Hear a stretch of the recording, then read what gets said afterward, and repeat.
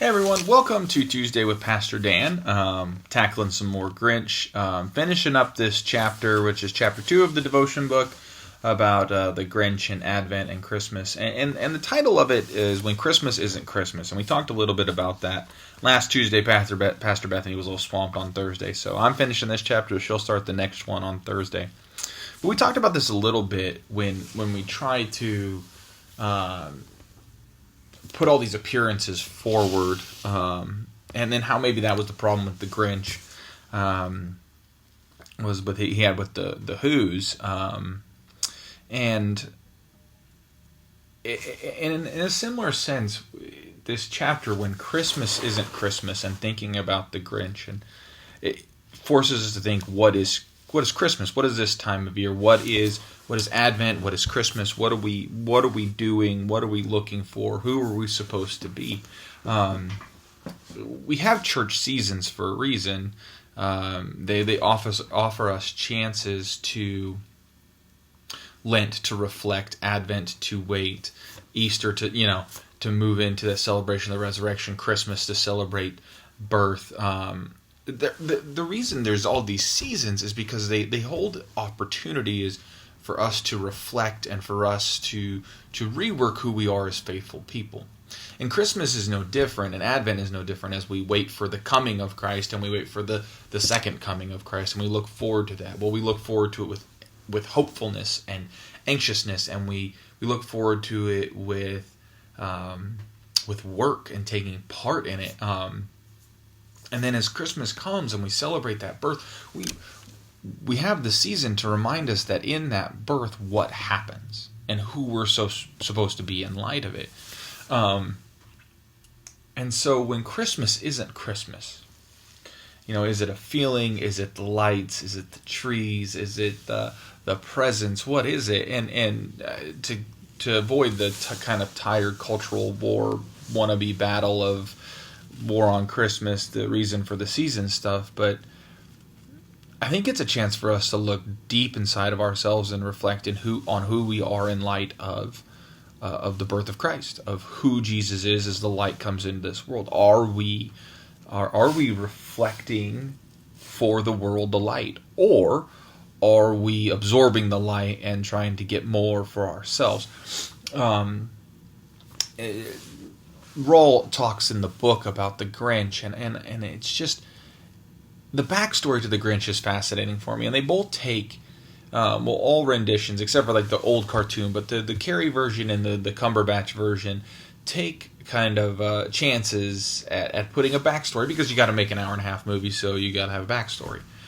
Well, Jim Carrey's version, he has just a horrible experience. He tries to give the gift to the girl that he has a crush on in school, and she kind of likes him, and he shaves, and it's all a bad thing, and, it all goes down, and all the kids make fun of him, and then he just hates Christmas. In the Benedict Cumberbatch version, the more recent one, he's in an orphanage, he's alone, he's left by himself, and it's a brutal time of year. He decides, he sees all the other kids celebrating with families and parents and etc., presents and this joy, and he doesn't have it, and he's not going to get it, and that's heartbreaking. Trauma and heartbreak are difficult things to overcome alone.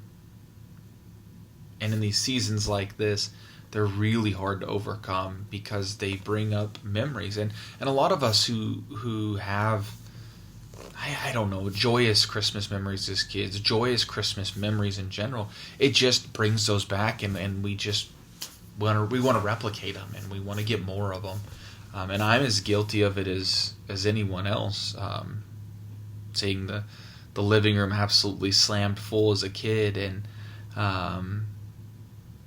those are great memories. My aunt and uncle coming over. My uncle didn't skirt off after we opened presents to go to work, and we had these rolls, these caramel rolls, and the adults would have coffee, and us kids would, I don't know. Anyhow, we'd open our presents in a circle, everybody taking their turn, and I don't know, it was just, and then we'd eat later, and everybody'd fall asleep, and they're great memories, and we want to hold on to them. But outside our windows and our homes and our safe zones of those good memories, There are people like the Grinch who have suffered immense trauma, who feel unwanted and unwelcome, and in this time of year is harder than anything else on them. We're supposed to be the light. In the Jim Carrey version of the Grinch, Cindy Lou Who sees it. She sees the how the Who's have slipped and fallen away from the reason for this time of year, and so she tries to invite the Grinch in, bring him in, and love him, and the Who's take it as an opportunity to mock him, especially the awful mayor, and so it destroys him further. What if they had been hospitable? What if they had recognized the trauma and the brokenness, and they had held on to why we take part in this time of year to become who we're supposed to be and welcome? We'd have a much shorter story. We wouldn't have a story at all. We wouldn't, people wouldn't be called a Grinch because they didn't want to send out Christmas cards. In the Benedict Cumberbatch version, Cindy Lou goes to him at the end. She says, "You've been alone long enough." This time of year is an opportunity for us to reflect the light of Christ born for us, to be hospitable, to be loving, to be welcoming. This time of year is an opportunity to change lives that have been wounded and hurt, where Christmas doesn't look like Christmas or feel like Christmas. To share those memories, to invite people in so that their lives are also changed by this birth, this miraculous birth. May you all have a blessed week. Look forward to seeing you soon.